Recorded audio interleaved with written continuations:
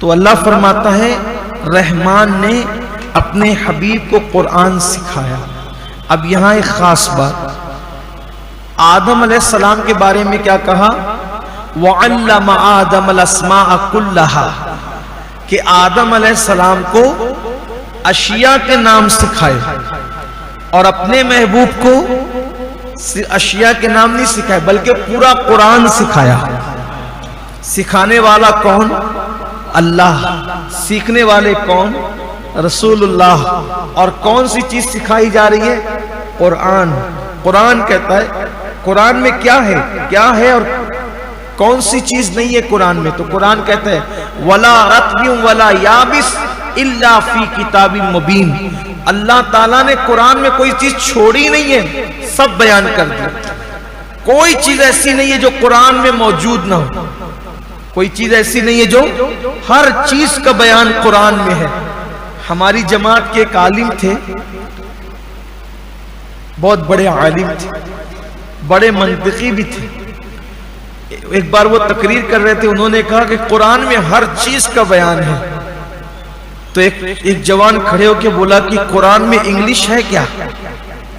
ہم لوگ تو لوگ ہی ہیں، لوگ تو لوگ ہی ہیں۔ تو جیسا سوال ویسا جواب۔ ایسے بے وقوف لوگ قرآن عربی زبان میں ہے، لیکن اب کہتا ہے کہ آپ کہہ رہے ہیں قرآن میں ہر چیز کا بیان، تو کیا انگلش ہے قرآن میں؟ تو بولے ہاں، قل هو اللہ یاد ہے، پڑھ۔ اس نے بڑا قل هو اللہ احد اللہ الصمد لم یلد ولم یولد۔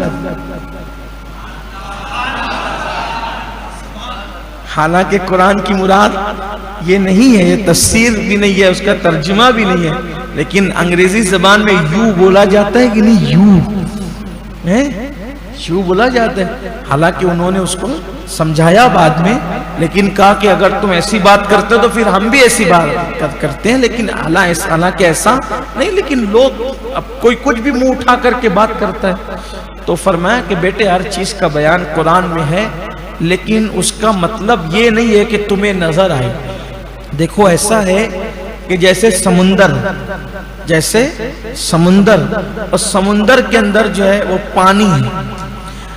اب میرے اور آپ جیسے لوگ جائیں گے تو کیا دیکھیں گے؟ سب کو کیا دکھے گا؟ پانی پانی پانی۔ لوگ پوچھیں گے سمندر میں کیا ہے؟ بولے پانی۔ ٹھیک، لیکن اور جانکار لوگ ہوں گے تو کہیں گے سمندر میں مچھلیاں بھی ہوتی ہیں، اور جانکار لوگ ہوں گے تو سمندر میں یہ بھی ہے وہ بھی ہے وغیرہ وغیرہ۔ لیکن پھر سمندر کے اندر سیپ ہے، اس میں موتی ہے، قیمتی معدنیات ہے۔ اب دکھتی تو نہیں ہے، لیکن اب وہ موتی جو نکالنا چاہے تو اس کے لیے میں اور آپ سمندر میں چھلانگ لگائیں گے تو موتی نکالنے جائیں گے تو زندگی کا قیمتی موتی بھی ہاتھ سے مر جائیں گے، ڈوب جائیں گے۔ تو اس کے لیے کیا ہوتا ہے؟ تیراک ہوتے ہیں، اور تیراک میں بھی غواص ہوتے ہیں، یعنی کہ وہ بالکل سانس روک کر فن جانتے ہیں نیچے جانے کا، پھر وہ ٹٹولنے کا فن جانتے ہیں، اور پھر وہ موتی نکال کے لاتے ہیں۔ تو سمندر میں موتی ہے یہ سب کو پتا ہے، لیکن نکال ہر کوئی نہیں سکتا۔ تو بلا تمثیل جب دنیا کے سمندر میں ہر آدمی موتی نہیں نکال سکتا، تو قرآن ایسا سمندر ہے بغیر کنارے کا علم کا، جس سے ہر بندہ علم کے موتی نہیں نکال سکتا۔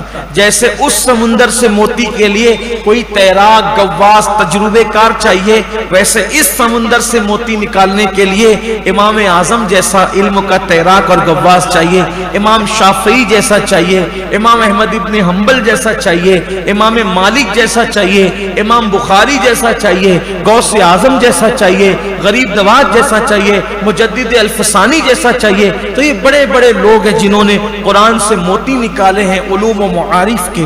تو اللہ فرماتا ہے کہ ہم نے اپنے محبوب کو قرآن سکھایا۔ اب اللہ فرما رہا ہے کہ قرآن میں جب سب ہے، سب آ گیا قرآن میں، تو اللہ نے اپنے محبوب کو سب سکھا دیا۔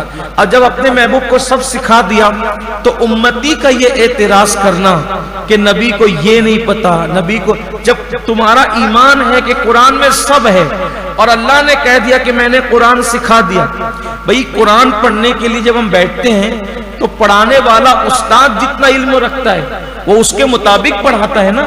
اسی لیے اللہ کے رسول کسی اپنے جیسے انسان کے پاس پڑھنے نہیں گئے، हुजूर का दुनिया में कोई उस्ताद नहीं है, कोई उस्ताद नहीं। और अल्लाह की हिकमतों में से एक हिकमत ये भी थी, देखो जब आप किसी को अच्छी तकरीर करते देखते हो, अच्छे लबो लहजे में बात करते देखते हो, अच्छा लिखते देखते हो, तो आप क्या कहते हो?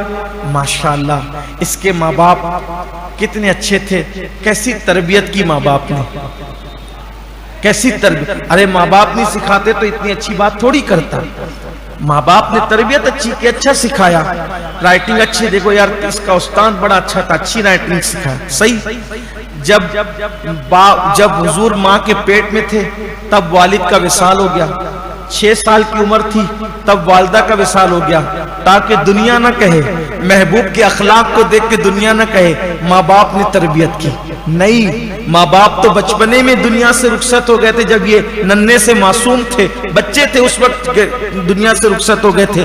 बाप का विसाल तो जब ये माँ के शिकम में थे तभी हो गया, माँ का विसाल तो 6 साल की उम्र में हो गया।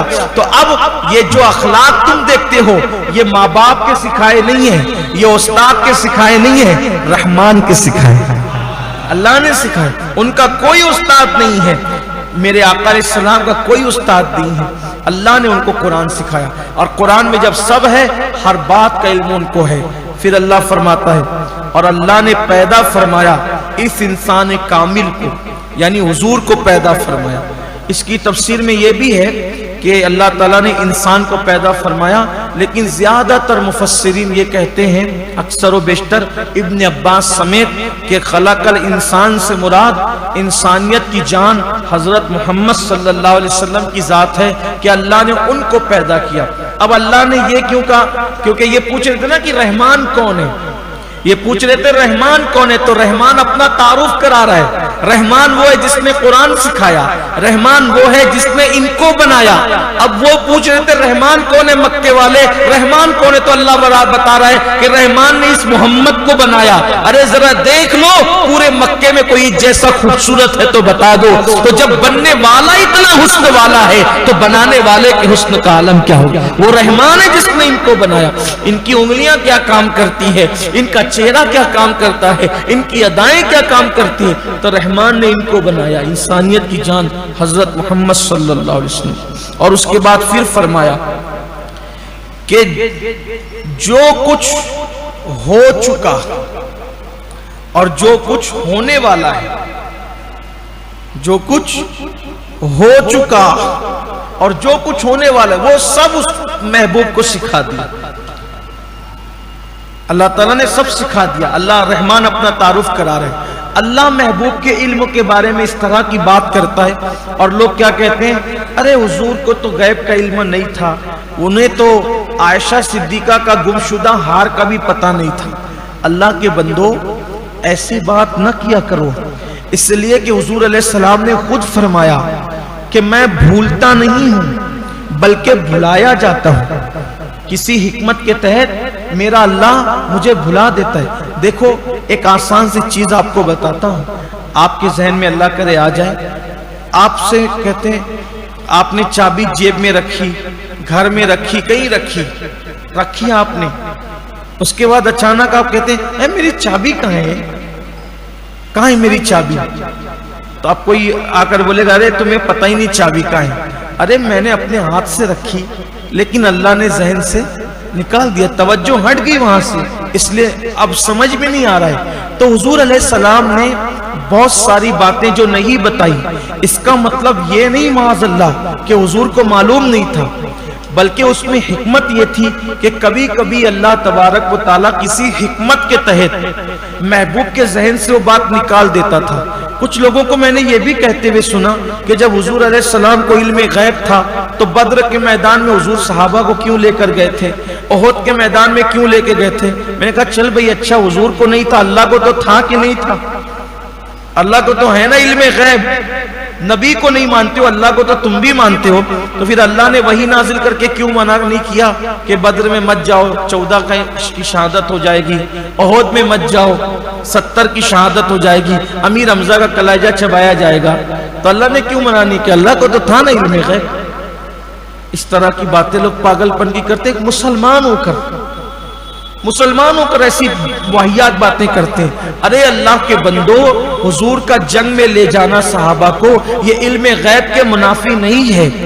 حضور علیہ الصلوۃ والتسلیم کو معلوم بھی ہو اللہ نے بھلا دیا ہو اور یاد نہ دلائی ہو، اور اگر حضور علیہ السلام کو معلوم بھی ہو، ارے جب حضور علیہ السلام بدر کے میدان میں یہ نشان لگا کے کہہ رہے ہیں یہاں ابو جہل مارا جائے گا، یہاں عتبہ مارا جائے گا، یہاں شیبہ مارا جائے گا، تو جب دوسروں کے مرنے کے بارے میں پتہ ہے کل کی جنگ میں یہ مریں گے، تو کیا اپنے صحابہ کے بارے میں نہیں پتا تھا؟ تو پھر کیوں لے گئے؟ تو لے اس لیے گئے کہ جب یہ جائیں گے تو مرتبہ شہادت پائیں گے. وہاں لے جانے سے ان کا نقصان نہیں ہوا. ارے موت آئی تھی اس دن تو مرنا ہی مرنا تھا، لیکن گئے جنگ میں تو شہادت کا مقام پا گئے. اور واللہ ساری اموات میں سب سے بہترین موت وہ ہے جو شہادت کی موت ہے.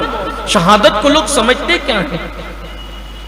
تو لوگ اپنے اپنے طور پر جواب دیتے ہیں، لیکن لوگوں کو چاہیے کہ لوگ اس طرح کی واہیات باتیں نہ کیا کریں.